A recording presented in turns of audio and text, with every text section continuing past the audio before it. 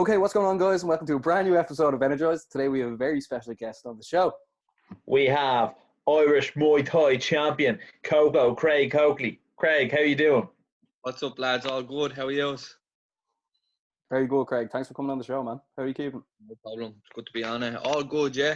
Safe, healthy, at home. Are you keeping active over the last few weeks? Because obviously, Yeah. Bits and pieces. Harder to get motivated, obviously, with nothing on or nothing to look forward to, but still trying to do little bits and pieces. Again, nothing major. Did you have anything booked in before this all happened? Yeah, I had a fight booked for 4 weeks after my last fight, so it was supposed to be April 4th. Was that Wolves? Sorry? Was that in Wolverhampton? That was in, where was it? That was supposed to be in Scotland. Okay. Glasgow, I think it was. Against a lad called Brian Totti. He's a good lad. He fought Jack Kennedy on not the last knockout, the knockout before that. You beat Jack Kennedy before, though, didn't you? Yeah, I did. And then I think, now, I never know whether to trust the ranking systems or not, but I think Fight UK have them ranked 2 and 3 in the UK in that weight class. So, like, obviously, they're decent. That's decent not fellas. even my weight, to be honest, which is he's ranked at 66 kilos, where I fight as low as 61 to 63. Mm. But I took fight with him a little bit higher overweight. Again, it's hard to get fights at 61. Like, never get fights at 61. 63, it's a bit more active. It's a bit more competitive, so we can get a few more fights there. But again, we still have to look for bigger people again. Yeah. And what do you think would be like your ideal weight to fight at? Like, what do you prefer fighting at? I like 63.5. It's a competitive weight. There's a lot of really good fighters there. It's not hard to make. Well, it's hard to make, but it's not. Like, I don't struggle making it. Like, I don't have to cut water weight on the day. I just cut down the week before water loading, and then like I'll end up on weight the day of. So if you are looking for 63, then is Sean Clancy then your ideal opponent? So I think that's probably the biggest domestic fight that could be made. He's one of the all-time greats of Ireland. I'm probably one of the best fighters in the country. Who wouldn't want to see, you know? I think it's a fight a lot of people want to see. Yeah. Do you think that sells at 3 Arena? It's 3 Arena. I don't know. Muay Thai fans are... Like, I have a lot of fans. He's probably seen from when York was here. Like, fucking, I have a lot of fans. I could sell a good 300 or 400 tickets, but the 3 Arena, I don't know. I don't know if the fans are there. It's a world championship fight, you know. Yeah, it is a world championship fight. It's just not recognised as much as other sports, which is PE. Yeah, that's one thing we definitely want to get into. That's one thing we definitely want to get into. Like, Craig, just for people that like aren't aware of your work, how did you start Muay Thai? Like, how did this all come about? So where did Coco originate from? I'm an inner city lad, but I started off boxing when I was a kid, as most fighters do. Most young flats from tenant houses. It's either football or boxing where I grew up. You know what I mean? I chose boxing. Again, couldn't really get into it. I left to sit on a bike. I left to jump on a rope. There's no real, when I was a kid, there was no real structure to classes. There was no real learning. But then I grew a little bit. My older brother loved UFC. This is when the UFC used to be on Bravo. He'd wake me up in the middle of the night, bring me downstairs, watch days with me, you know what I mean? And after a while, I started putting on a bit of weight when I was about 16, 17. He was like, come with me, go to the gym. We went done jiu-jitsu for 2 years and wanted to fight MMA. After a couple of, I'd say about a year and a half, I was like, oh, right, I'm missing something.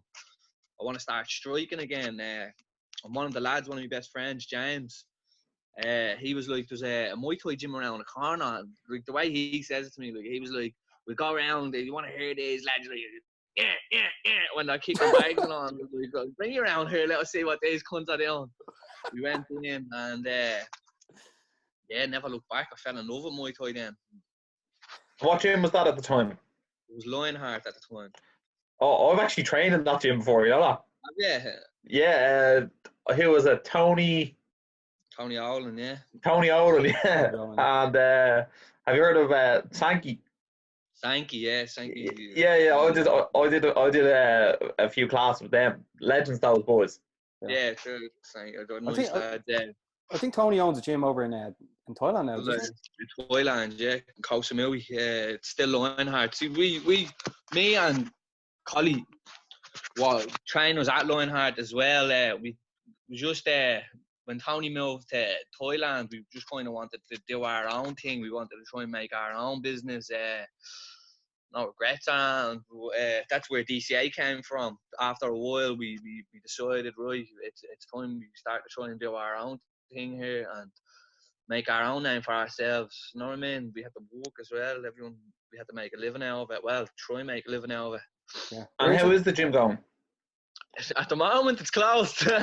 No, but good. We've, as you probably know, we've a lot of the best fighters in the country from 61 to 70 kilos. We've all champions. Like you look at me and Stephen Corody, Ishti are WBC ranked. They have two lads out come from the same gym ranked in WBC. That's a big thing.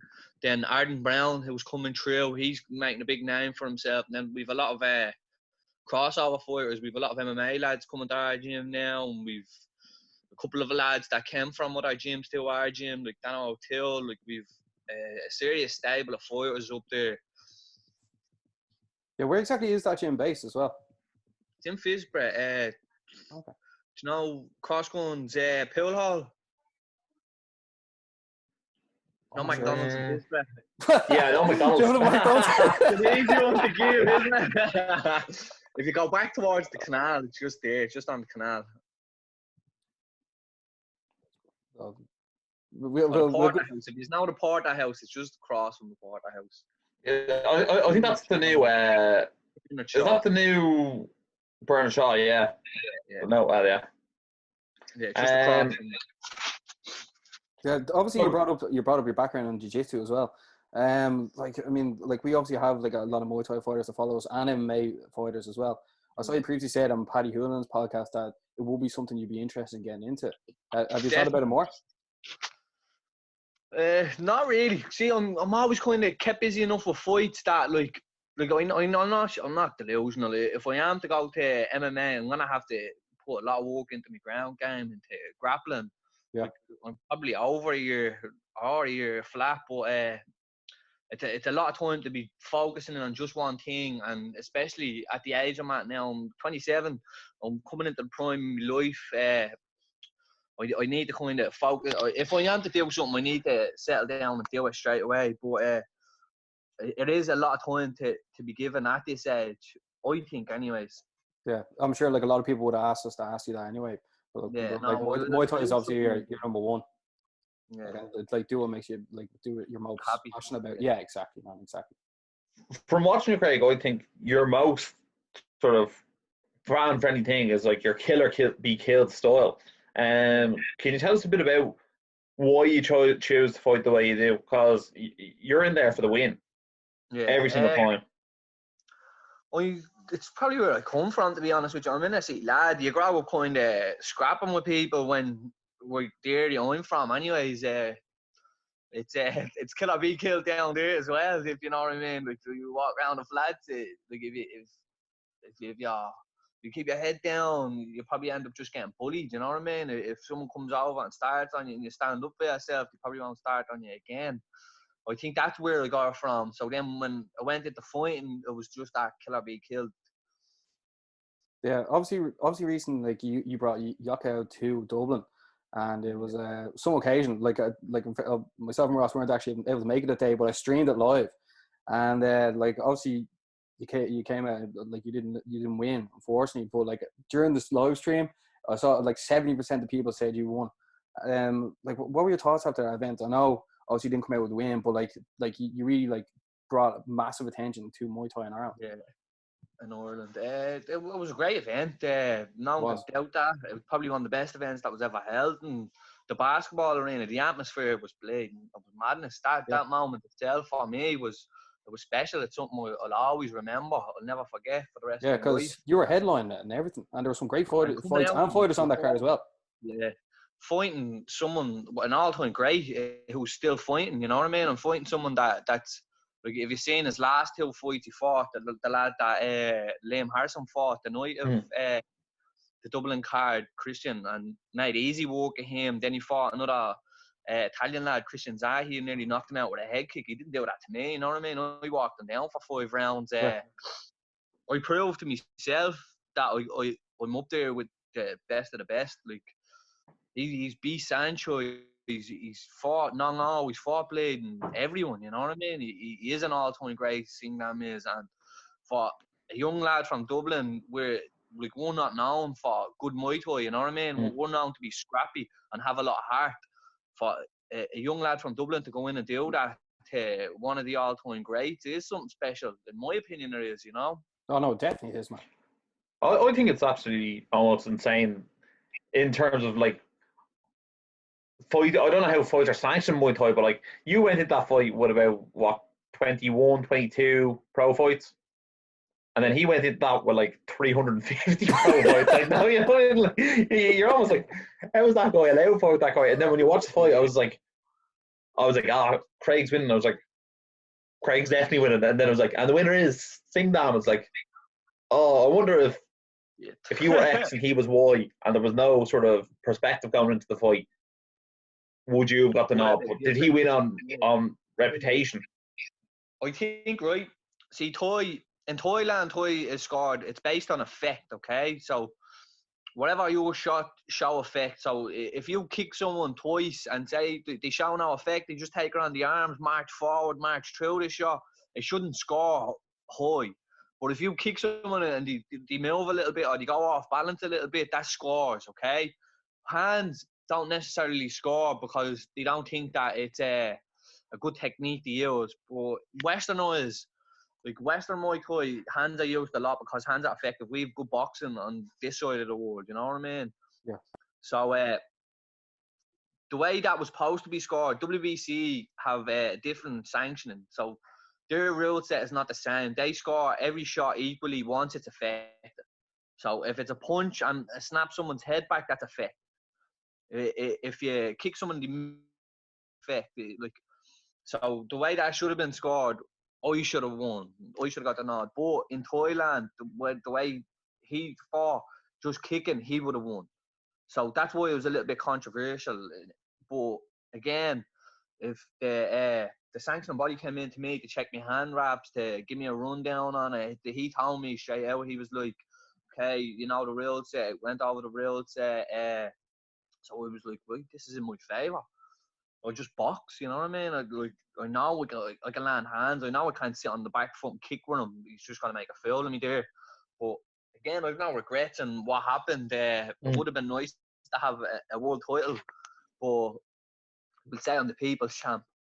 Yeah, well, in fairness, I think you've actually been really unlucky in your last 2 fights, because when you're fighting Mo as well, like, you were like beating the brakes off him as well. Unlucky. I don't consider that unlucky. He caught me with a beautiful shot. Well, I think it was more unlucky because you both went for a spin technique and then he got you. You know what I mean? I think it was more. It was probably inches away from being the other way around. You know what I mean? And he looked like he was hurt. 2 inches and it could have been him asleep. But again, I don't, like, in my mind, I don't bring luck into any fight. Yeah, like, you hear a lot of people saying, "Oh, lucky shot." In my opinion, it was well timed. He caught me with a beautiful shot. I think in my last fight, I was robbed, completely robbed. With the Singnam, we can understand, again, Muay Thai versus Blade WBC rules. But like, in the George fight, I thought I was like completely robbed there. I don't see how I lost that fight in any score set, any fucking real sets. I was landing kicks, I was landing elbows, landing knees, I was sweeping them. All Muay Thai, all big scored things in Muay Thai. All my shots had effect. None of his shots had effect. So that one left a little bit of a bad taste in my mouth. After that, I was like, they're saying to Collier, saying, "Fuck it, we'll just go boxing. We'll try MMA. We'll do something different." I was like, "Fuck this shit." And train around now. Like, in the last 2 fights, it was very, very controversial. And then that one, but they were trying to get that reviewed. So hopefully after all this, after all the dust settles over all this, we can get that reviewed and get it overturned. Yeah, obviously, like we've been friends online the last while, and then obviously like shouting you out anytime we've had a fight, because like I know, as we said before, following people who follow us back and everything, we're like so invested. And obviously Lydia was doing a great thing with behind the scenes. It was sort of like a build up for the fight as well. She was brilliant. Like that was a really good watch. But like after the fight, like what was the sort of come down like did you really get to enjoy it, because you brought loads of people to that arena, and like that was your time to shine, and then a lot of people felt like it was just taken from you. Like, what was the come down like after that, and like how it was pretty like shit, to be honest with you. Yeah, but what did you have to do to like focus again, you know, because some people could just like sit there and be like, oh, I could have been a champ one time, you know what I mean? How did you like go again, you know? Focus it's not something I deal with badly, to be honest with you. I fighting is something I love. Fighting is something that I like to do. I love the process. I love going into training every day, and I love fighting itself. Like I love the nerves. Like people crumble under the nerves. I love the nerves. I love the emotions I get on fight day. So it's always something I'm gonna do. It's forever gonna be something I'm gonna do. Whether it's boxing, whether it's MMA, whether it's Thai, whether it's blading fighting me one, whatever. You know what I mean? It's something I love to do. So I'll never lose focus on that. But it was hard. It was a hard pill to take. I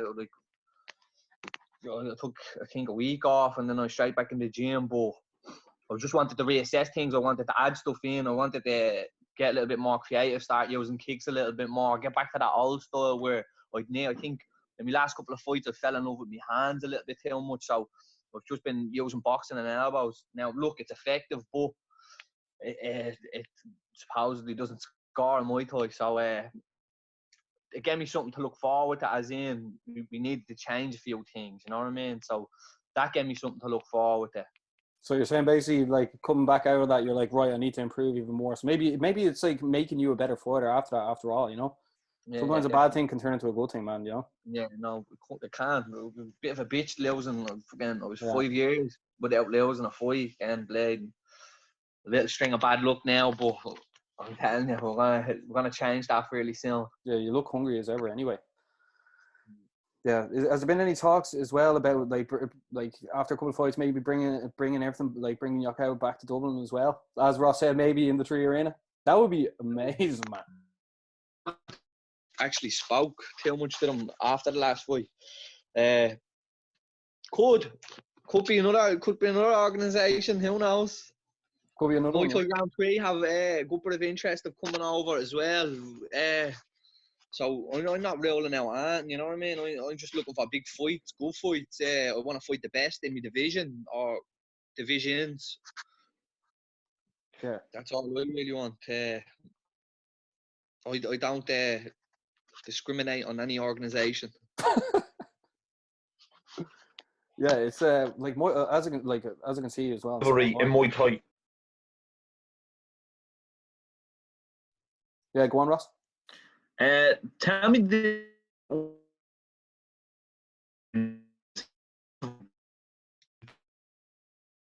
You know what I mean? They, like you're saying, they call themselves the capital. They're the biggest county in fucking Ireland, all this shit. There's no real rivalry though. I just think there's a couple of gyms that clash a little bit between Dublin and Cork, but again, like friendly competition and everything. They think they're the best, we think we're the best. Let's try and prove who is the best. Yeah, well, fair enough. I understand. I wasn't too sure whether there was some behind-the-scenes stuff that we need to know, or whether it's just the usual Cork versus Dublin banter, you know? Yeah, I think at the end of the day, we just want like all the Irish athletes to do the best, you know, and then like obviously like supporting them as well, like yourself, like I mean, following your journey's been like class, and now obviously like you were like on a like you were like a rocket ship, and now you're taking time to reflect, and now like after this, I bet you're as hungry as ever. Yeah, no, will be. That's the only thing I really want to do now during all this is try and get back in there and right the wrongs. Get back to winning ways. Get back to being vicious. Well, I suppose they say champions are made in the downtime, so you know what I mean. This is their time to put in the hard work, and other people might be sitting on their couches eating Ben and Jerry's. Well, they're doing a bit of that as well. Yeah, but you're doing all the 5Ks, so it's fine. Yeah, it's not as bad. The fastest man in the inner city of Dublin. Yeah, well, apparently there's a few in there. There is. Well used to being on that house, them lads are. We're gonna have to get a race going.